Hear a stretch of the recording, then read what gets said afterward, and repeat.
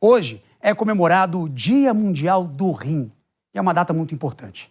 É uma data dedicada à conscientização sobre a importância do órgão e a prevenção de doenças renais.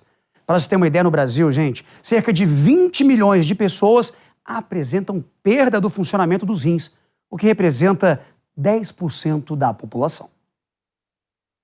A Nelma Rodrigues faz hemodiálise 6 vezes por semana e esse procedimento dura cerca de 2 horas por dia. Com 26 anos, ela estava à espera do seu primeiro filho e no 5º mês de gestação percebeu que a pressão estava muito alta e isso, claro, chamou a atenção dos médicos. Infelizmente, ela acabou perdendo esse primeiro filho e depois disso foi para outros especialistas saber a causa dessa pressão alta e ela descobriu que estava com insuficiência renal crônica. Quero perguntar para a senhora como é a sua rotina, todos os dias convivendo com essa doença. A minha rotina nesse último ano, foi uma rotina bem difícil, porque eu estava em tratamento conservador. Até então, eu comecei aqui na diálise em setembro, inclusive o Dr. Rafael insistiu muito que eu voltasse imediatamente para a diálise e eu retardava porque eu precisava cuidar e proteger a minha mãe. Até que um dia ele foi bem incisivo e falou: Nelma, você tem que voltar para a hemodiálise, porque senão você pode passar mal, você pode vir a óbito a qualquer momento. Aos 53 anos, a professora aposentada luta para receber outro rim. Em 2019, ela recebeu um transplante e, na época, foi um sucesso. Mas após 5 anos, o órgão perdeu as forças e parou de funcionar. No 6º mês já do enxerto do rim no meu corpo, aí eu descobri, infelizmente, o BK vírus. O BK vírus, ele é um vírus oportunista, então ele começou a lesionar o meu rim. A minha função renal começou a baixar novamente, a ureia e a creatinina começaram a subir. E aí o médico falou assim: Nelma, infelizmente você está perdendo o seu rim. Apesar de eu estar perdendo o meu rim, eu consegui manter esse rim até 5 anos. O Rafael é o médico nefrologista que acompanha a Nelma. Ele diz que a hemodiafiltração foi a modalidade mais recomendada para a paciente. Mas, infelizmente, esse tratamento ainda não está disponível no SUS. Ela retira pouca quantidade de líquido por dia, em um curto espaço de tempo, e ela não tem aqueles sintomas que muitas vezes os pacientes que fazem 4 horas em hemodiálise convencional 3 vezes por semana têm de ficarem muito cansados, que eles chamam de ressaca da hemodiálise. Então, infelizmente, isso ainda não está disponível no SUS, mas em clínicas modernas, em clínicas que atendem pacientes de convênio, é possível fazer essa modalidade mais avançada, com esse atendimento multiprofissional, esse paciente tem uma redução desse fardo completo. Ou seja, ela tem um melhor controle das consequências da doença renal crônica, um atendimento da parte psicológica, a fisioterapia, um atendimento médico mais próximo e com a modalidade mais moderna, de última geração, que é a hemodiafiltração, que já mostrou reduzir mortalidade e melhorar a qualidade de vida do paciente.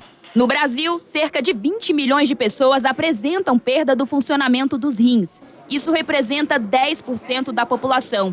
Os dados são da Sociedade Brasileira de Nefrologia. A doença renal crônica não só ela pode levar à falência renal com necessidade de hemodiálise, diálise peritoneal ou de transplante renal, como aumenta muito o risco cardiovascular. Então essas pessoas muitas vezes vão ter um infarto, vão ter um AVC, uma morte súbita, justamente porque não sabe que tem essa doença. E ela tem tratamento. O tratamento é tanto nutricional, com nutricionista especialista, quanto medicamentoso.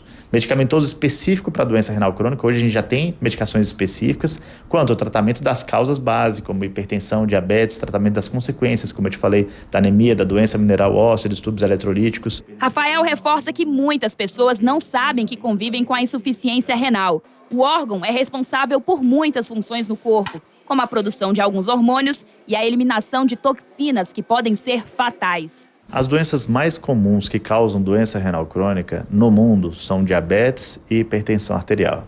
É importante a gente compreender que ambas essas doenças são pouco sintomáticas ou até assintomáticas.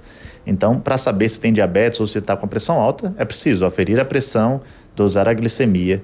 E essas são as principais causas, mas não são as únicas. Existem causas genéticas, existem doenças autoimunes, que são as glomerulonefrites, existem sequelas de injúrias renais agudas, pós-operatórios, pós-infecções graves, como a gente viu bastante nos casos de Covid, entre outras. O especialista diz que a ingestão de suplementos e medicamentos sem acompanhamento médico pode sobrecarregar o órgão e causar complicações graves.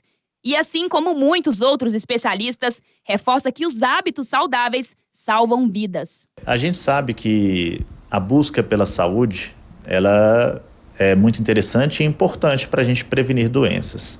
E a gente fala principalmente de uma alimentação saudável.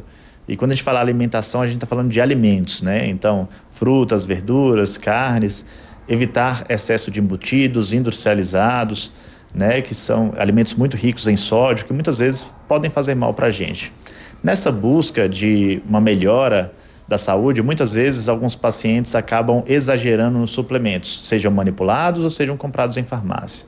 Então, frequentemente, eu tenho atendido pacientes juntando itens manipulados e outros comprados, mais de 20, 30 itens. E esses pacientes muitas vezes fazem atividade física e não têm fatores de risco habituais, como hipertensão, diabetes, obesidade ou tabagismo, para a doença renal crônica.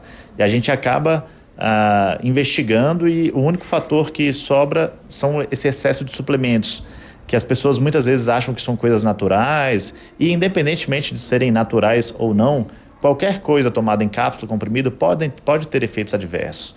E muitas vezes a gente suspende esses suplementos em excesso e esse paciente apresenta uma melhora da função renal. Então, é algo para se ficar atento, é algo que está acontecendo cada vez mais frequentemente. O que a senhora diz assim, para uma pessoa que acabou de descobrir que tem insuficiência renal crônica? Queria que a senhora deixasse esse recado de coração para essas pessoas que descobriram recentemente. Tem que ter vontade de viver, tem que lutar, até porque você não tem outra escolha.